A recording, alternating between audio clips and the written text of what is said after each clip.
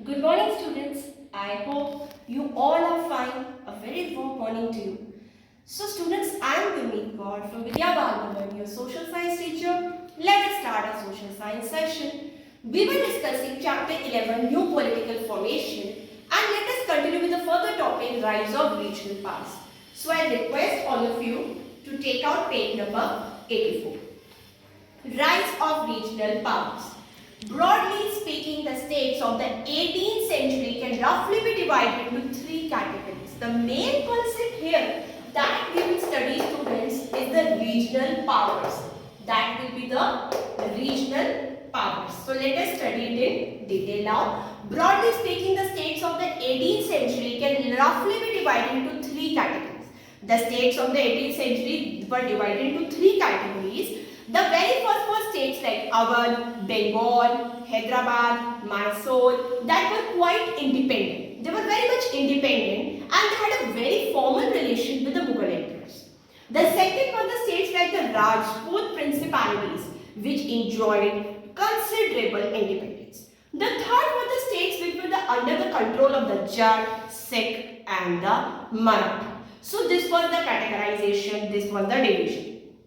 In fact, the later Mughals had become so weak that they could not hold the distant provinces of the empire together. Slowly and steadily, I told you in the last class also, slowly and steadily the Mughal emperors were becoming weak or their empire was falling down. Because of which they were having a lot of weakness. They were not able to hold the region, the provinces properly. Then what happened? The Subedars of these provinces harbored ambition of becoming independent ruler. For this very reason, they suppressed the local zamindar with a heavy hand and expanded their territories as much as they could. Because of all these reasons, students, what happened? The later Mughals were becoming weak. The Subedars of these provinces, which were under the Mughals, these Subedars wanted that they should become independent ruler because they were not getting any sort of profit under the Mughal Empire. So they wanted their independence basically. For this very reason, they started suppressing the local zamindars also.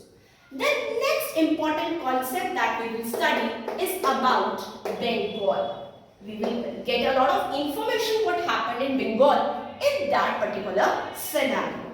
Murshid Qali Khan was the governor of Bengal from AD 1707 to 1727. He shifted his capital from Dhaka to Murshidabad. So he was the governor of the Bengal, I told you the duration, and he shifted his capital from Dhaka to Murshidabad and he also became independent of Delhi. He was succeeded by Shujadullah and Alivardi Khan.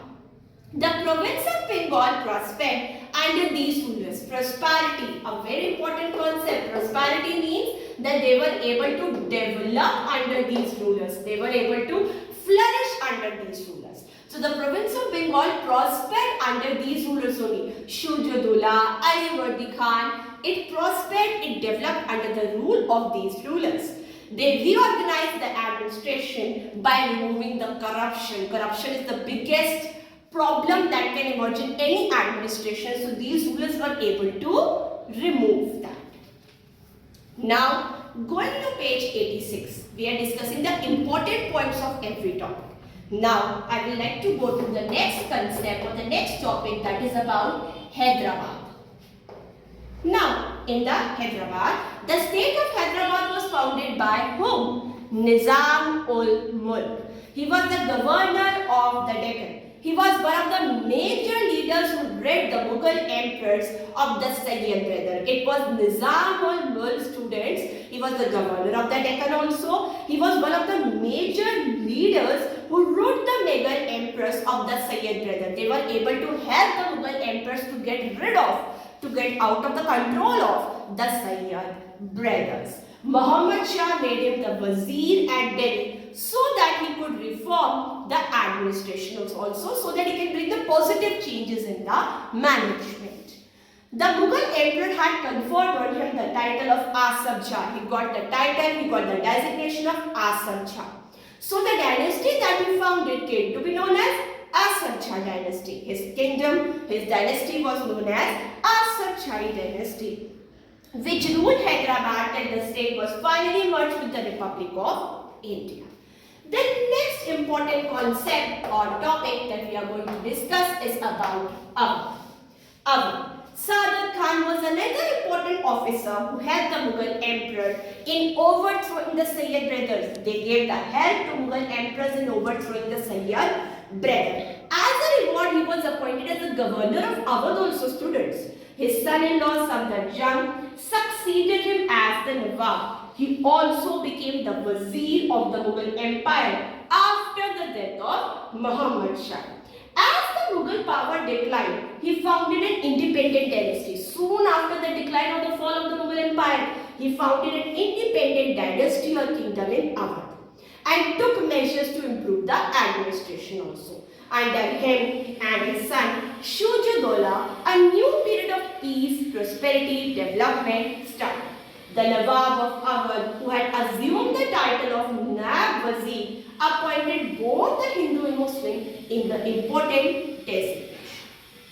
The next important concept or the topic is regarding the Sikhs and the Punjab.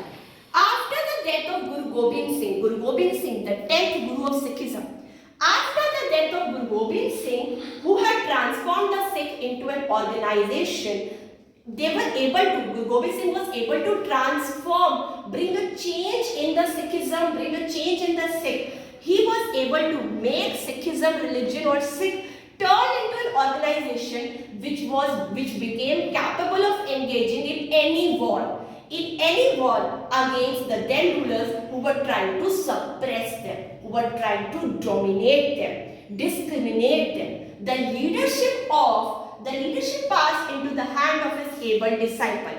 There was a very famous personality, Banda Bahadur. He was the disciple, he was the follower of Guru Gobind Singh. So the entire leadership for this war organization or army training that went under the control of Banda Bahadur. Under him, the Sikh became a major force in the Punjab. They were able to get that important strength in the Punjab and threatened, they had that caliber to threaten the Mughal authority also. But the death of Banda Bahadur did not dampen. He was such a good leader that he was able to fill the Sikh people with a lot of energy. That after his death also, the spirit, the energy of the Sikh people did not get reduced away. They took full advantage of the confusion that prevailed after the invasion of Nadir Shah and Ahmad Shah. But now they had no single leader. So they organized themselves into small groups loyal to their leader. These groups were known as Misls. These groups were in a way known as Misl, which were 12 in number. These Misl carried their activities within their territories and cooperated with one another. That was the name of their group or their organization, a very small organization. And they were able to carry their activities within their territories and they were able to have a very good cooperation with one another. But they could not unite as a single power till the end of 18th century when Ranjit Singh, the Sukhrail Shakia Misl, brought the whole area west of the river Satluj. The next important concept that we will study will be about the Jats. Now, who were the Jats?